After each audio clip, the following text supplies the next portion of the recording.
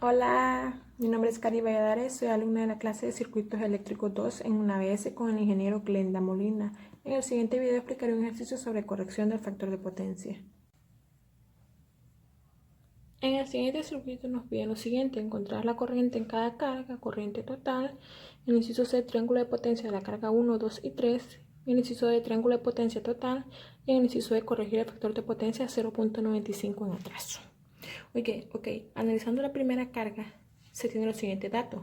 Tenemos una potencia de 12 kilowatts y se asume que es una carga puramente resistiva, donde el factor de potencia es igual a 1, teniendo un ángulo de 0 grados. Entonces, y tenemos un voltaje donde está conectado paralelamente con los elementos, entonces el mismo voltaje para todas las cargas. Y se sabe que la potencia es igual a voltaje por intensidad de corriente por el coseno de teta en una conexión monofásica. Entonces, haciendo un despeje, se tiene que la corriente es igual a la potencia sobre el voltaje por el coseno de teta, donde sustituyendo valores se tiene que va a ser la corriente igual a 12 kilowatts sobre 230 es el voltaje con un ángulo de 0 grados por el coseno de 90, que eso sería 1. Entonces tenemos que la corriente va a ser de 52.17 amperios. Ok, y nos piden el gráfico de potencia, ¿verdad? Entonces, como es un puramente resistivo, no hay potencia reactiva ni aparente, entonces está en el eje real como solo potencia real, que sería de 12 kilowatts. Ahora, analizando la carga número 2, notan un triángulo y notan los siguientes datos, donde notaban solamente la potencia aparente y la potencia real. No teníamos la potencia reactiva, pero es fácil sacarla, porque notaban ya el ángulo también. Ok. Entonces, para acá el factor de potencia solamente era sacarle el coseno al ángulo, coseno de 53.13 y tenemos factor de potencia. Ahora, sabemos que la potencia reactiva se puede sacar con la magnitud de la potencia aparente por el seno del ángulo. Entonces, sustituyendo tenemos que la potencia reactiva es igual a 10.579.9858 bar.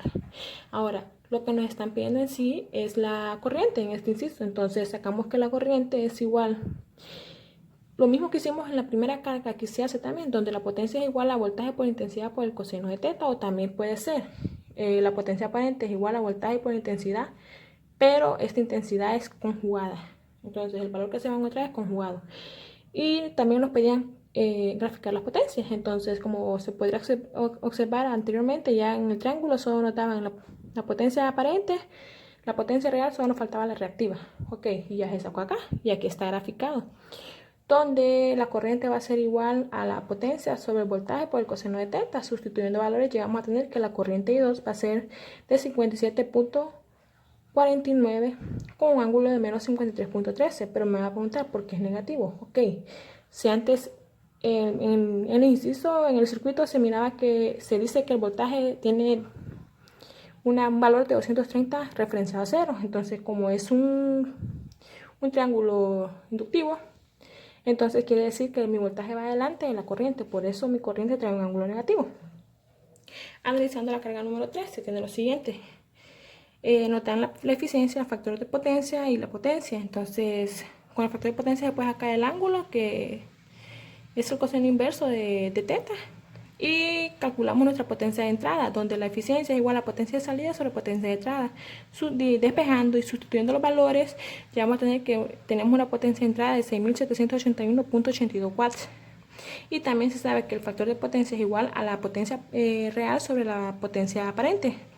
Despejando tenemos que la potencia aparente es igual a 8.220.39 volts ampere y que la carga potencia reactiva es igual, como lo dije anteriormente, es igual a la magnitud del seno, de la potencia aparente por el seno de teta. Sustituyendo, ya vamos a tener que tiene un valor de 4.836.98 volt ampere reactivo. Y también en el inciso, en la carga 3 también están buscando la corriente y también volvemos a hacer lo mismo, donde la potencia es igual a voltaje por intensidad por el coseno de teta. Entonces, haciendo un despeje, vamos a tener que nuestra corriente es igual a 36.63 con un ángulo de menos 36.39. Y lo mismo, como es un triángulo inductivo, que nos dan. Entonces quiere decir que nuestro voltaje está referenciado a 0, entonces la corriente viene atrás. Entonces por eso es con un ángulo de menos 36.39. Haciendo el triángulo de potencia nos queda lo siguiente. Esta es la potencia aparente, nuestra potencia real y nuestra potencia reactiva. Ahora nos están pidiendo la corriente total. Y la corriente total es la suma de la corriente 1, y 2 y 3. Entonces, cuando se suma aquí, no se suma solo magnitudes, se suman también con ángulos. Entonces ya vamos a tener de que nuestra corriente total es igual a 134.46 con un ángulo de menos 30.24 amperios. Y nos están pidiendo el triángulo de potencias de las tres cargas. Entonces comenzamos a sumar, donde tenemos tres potencias reales, la carga 1, carga 2 y carga 3. Entonces potencia 1, potencia 2 y potencia 3, o potencia 3, potencia 2 y potencia 1. Se suman las tres, que nos da una potencia total de 26.716.82 watts. Ahora la potencia reactiva, la carga número 1 y la carga número 2, y nos da que es una potencia reactiva total de 15.456 bar. Y esta potencia aparente se puede sacar por Pitágoras, donde ese va a ser igual a la raíz de la suma de la potencia total al cuadrado más la potencia reactiva al cuadrado. Y el ángulo de ese triángulo se puede sacar por medio de la tangente, donde θ va a ser igual a la tangente inversa del lado opuesto sobre el lado adyacente, teniendo así un ángulo de 30.05. Siendo nuestro triángulo final total donde tenemos nuestra potencia aparente, nuestra potencia reactiva y nuestra potencia real. Y me pide corregir el factor de potencia 0.95 atraso. Ok, entonces el ángulo anterior que teníamos era de 30.05 y el ángulo que se requiere ahorita es de 18.19. ¿Cómo obtuvimos este ángulo? Bueno, simple y sencillamente sacando el coseno inverso del factor de potencia. Y ahora la carga capacitiva necesaria para corregir el factor de potencia es igual a la potencia real por la tangente del ángulo anterior menos la tangente del ángulo que necesitamos, o sea, la potencia real, que sacamos acá.